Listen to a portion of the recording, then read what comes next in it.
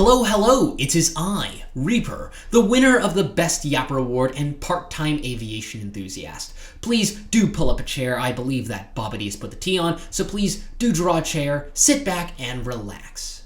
Now, before I get into the meat and potatoes of what we're going to talk about here today, there is one thing that I want to quickly address. Yes, I realize this is a very different style of content than I would usually make on this channel. If in fact you're here for some of my more shorter form edit style content, links are in the description below. Again, as this channel goes on, you might see a little bit more of me of these commentary videos where I would just sit down and I talk about something.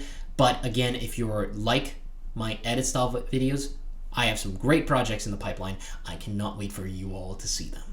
Now, with this disclaimer and these introductions out of the way, what are we in fact here to discuss? We are here to discuss flight computers and the calculations that a flight computer has to do. Wow, right? But before we do, first, my editor has prepared a nice flashy intro because he likes video editing maybe a little bit too much. So, Editor Jeff, roll the intro, please.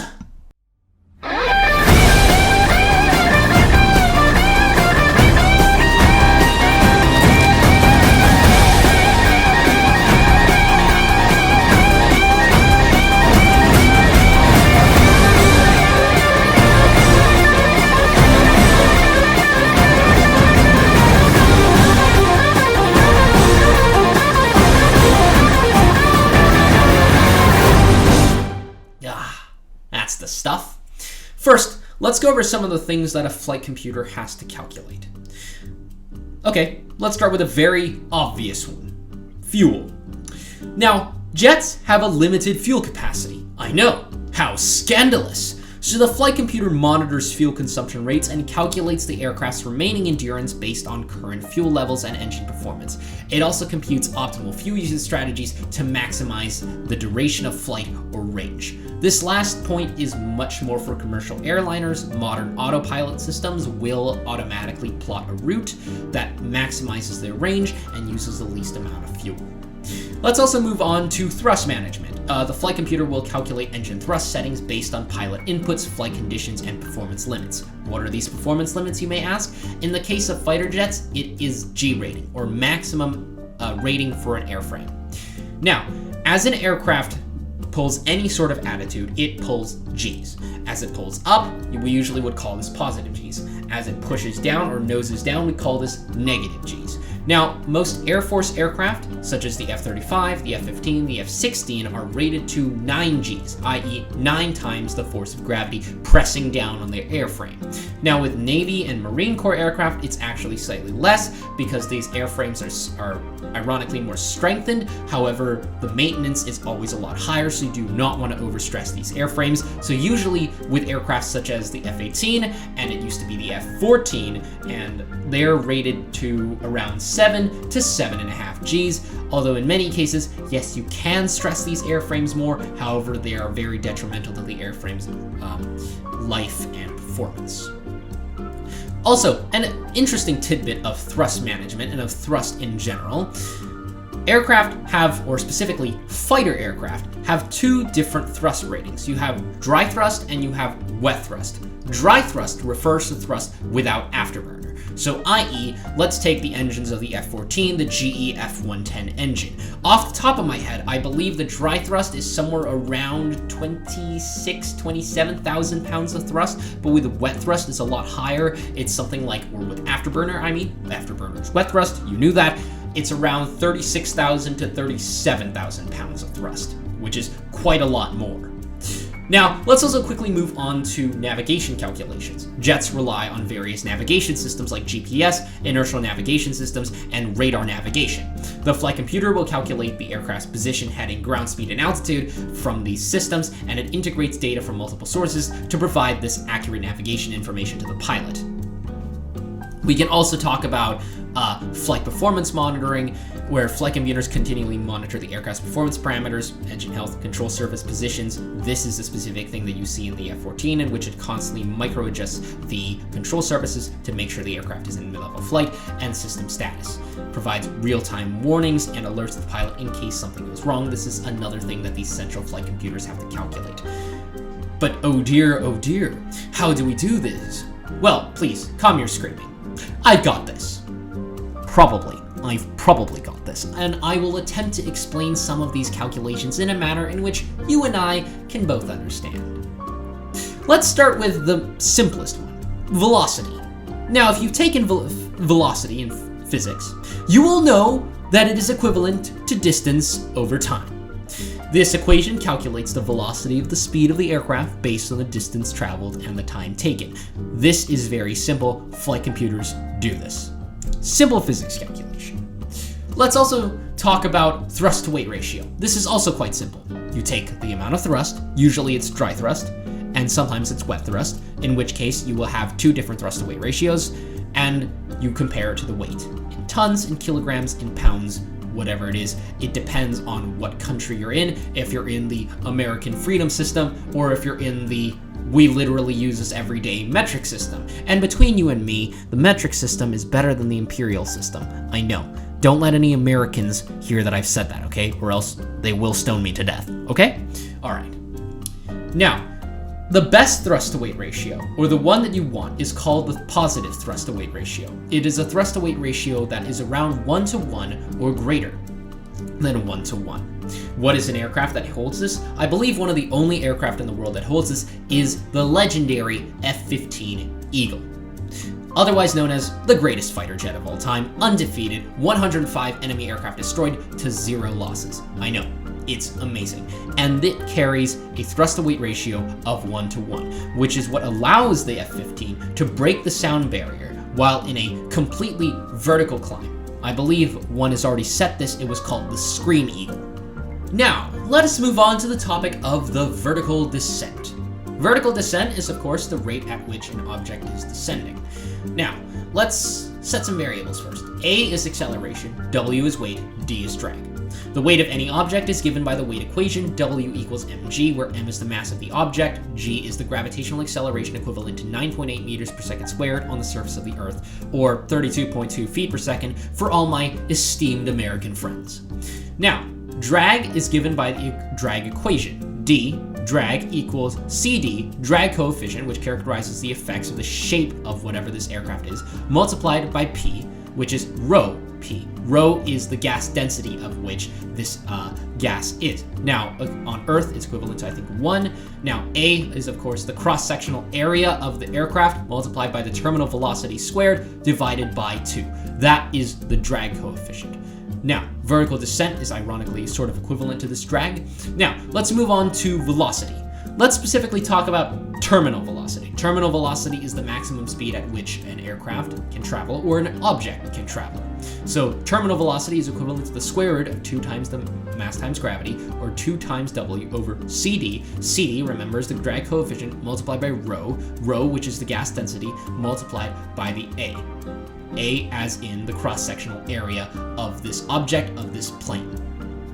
Now, with all of that very complicated stuff out of the way, let's get to something a little bit more simple and a little bit more fun. Let's talk about ground speed, wind speed, and airspeed. Now, one of the most confusing concepts for young scientists is the relative velocity between objects. Aerodynamic forces are generated by an object moving through a fluid. It can either be a liquid or a gas. Now, because we're talking flight computers, it will be a gas, air. A fixed object in a static fluid does not generate aerodynamic forces. Hot air balloons lift because of the buoyancy forces. Some aircraft like this Harrier use thrust to lift the vehicle. But these are not actual examples of aerodynamic lift, because to generate lift, an object must move through the air, right? Now, things get a little bit confusing because not only can the object be moved through the air, but the air itself can move. To properly define the relative velocity, it is necessary to pick a fixed reference point and measure velocities relative to that fixed point. Now, the reference point is fixed is the ground, right? But it could almost really easily also be fixed to the aircraft itself. Again, flight computers have to sort of differentiate between the two. So let's go over airspeed first. For a reference point picked on the ground, the air moves relative to the reference point is called the wind speed. Notice that the wind speed is a vector quantity that has both a magnitude and direction. Direction is important. 20-mile-an-hour wind speed from the west is different from a 20-mile-an-hour wind speed from the east. The wind has components in all 3 primary directions: north-south, east-west, up-down. We are considering only velocities along the aircraft's flight path. Now, a flight computer would only consider velocities along the flight path. A positive velocity is defined to be in the direction of the aircraft's motion. Now, we are neglecting crosswinds because, again, I want this to be a little bit more simple, because if we were to include crosswinds, this would get a lot more complicated, which occur perpendicular to the flight but parallel to the ground in updrafts and downdrafts. We will also be excluding this just for the purposes of the explanation. Now, let's also move on to ground speed. For a reference point picked on the ground, the aircraft moves relative to the reference point at ground speed. Ground speed is also a vector quantity, so comparison of the ground speed to the wind speed must be done according to rules for vector comparisons.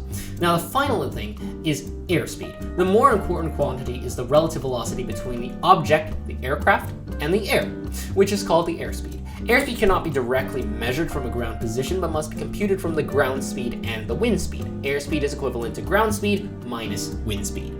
On a perfectly still day, the airspeed is equivalent to the ground speed. But if the wind is blowing in the same direction that the aircraft is moving, then the airspeed will be less than the ground speed. Suppose we had an airplane that could take off on a windless day at 100 miles an hour. We are at an airport with an east-west runway that is 1 mile long. Now, the wind is blowing towards the aircraft. We call that a headwind. Since we have a defined positive velocity, then therefore the airspeed is ground speed 0 minus wind speed 20, which is 20 miles an hour. So therefore, the airspeed is 20 miles an hour moving this way. The aircraft starts its takeoff roll, and from Newton's second law of motion, velocity is equivalent to acceleration multiplied by time. Distance down the runway is equivalent to d equals 1/2 a t squared. For a fixed length runway, this specifies the time to be used in a velocity equation. So therefore the airspeed now, because the aircraft is moving, ground speed is 80 miles an hour minus negative 20 miles an hour, because again, the air is moving in the same direction, it's pushing the aircraft, right? So now it's 100 miles an hour, right? So the significance of understanding these relative velocity is that it really explains why kites fly. The importance of relative velocity explains why airplanes take off and land on different runways on different days, because aircraft always take off into the wind, right, and land with the wind, right? Now, you might want to get airborne as fast as possible and take off and stop as soon as possible on landing. In the old days, a large windsock was hung near the runway for pilots to see which way the wind was blowing, but now flight computers really just self-adjust to this, right? The relationship between airspeed, wind speed, and ground speed explains why wind tunnel testing is possible and how kites fly. Now, the last thing that I will be talking about is angle of attack. The angle of attack represents the angle between the aircraft's longitudinal axis, the direction it's flying, and the oncoming airflow. It's crucial for aerodynamic performance and stability. Flight computers calculate it based on the ratio of vertical and horizontal velocities, i.e. vertical to horizontal velocity. So the angle of attack is therefore equivalent to the inverse tangent multiplied by the vertical over horizontal velocity. I know. Now, the angle of attack for fighter jet aircraft, you want an aircraft that can pull as much angle of attack as possible, since that's the way that you can most easily maneuver to an enemy's 6, right? One of the best AOA capable aircraft on the NATO side is the F-18 Super Hornet and the F-18 Legacy Hornet. Now, all of these are quite interesting fun facts. Let's also go over fuel consumption, right? Fighter jets consume fuel during flight, and their fuel consumption rate varies depending on factors like engine settings and flight conditions. Think back to when I mentioned dry and wet thrust. Flight computers monitor fuel flow data to calculate the rate at which fuel is being consumed, helping pilots manage fuel reserves effectively. So change in fuel, change in time, so that therefore the fuel consumption rate is equivalent to change in time over change in fuel. Now, finally, I want to talk about glide range. Let's say something goes wrong, and the aircraft runs out of fuel. In case of engine failure or fuel exhaustion, aircraft can glide using their aerodynamic lift. Contrary to public belief and contrary to films, an aircraft and even large airliners can fly just fine even if they're missing 1, 2, or in fact all 4 of their engines. They have a glide range. They don't just instantly fall out of the sky, and calculating that is glide ratio multiplied by altitude and horizontal velocity. So glide range is equivalent to horizontal velocity multiplied by glide ratio multiplied by the altitude. These equations are really just a few examples of calculations performed by flight computers, and if I were to talk about every single one, we would be here for a very, very long time. So, now considering that I haven't really written an ending for this, I will just play myself out. But before I do that, I want to explain quickly why I picked this topic. I love aviation. I hope to become a pilot one day. And the reason why I love planes and aviation is because, well, it is the personification of what man can do when we put our mind to something. Because we weren't designed to be up there. If we were, we would have wings. And as Leonardo da Vinci said, once a man has experienced flight, he will forever walk the earth with his eyes turned skyward. So it is with me, because I forever walk the earth with my eyes turned skyward. Now, I really have got to end this because, well, I have a model kit to build. So I'll play myself out, and I will see you in the next video.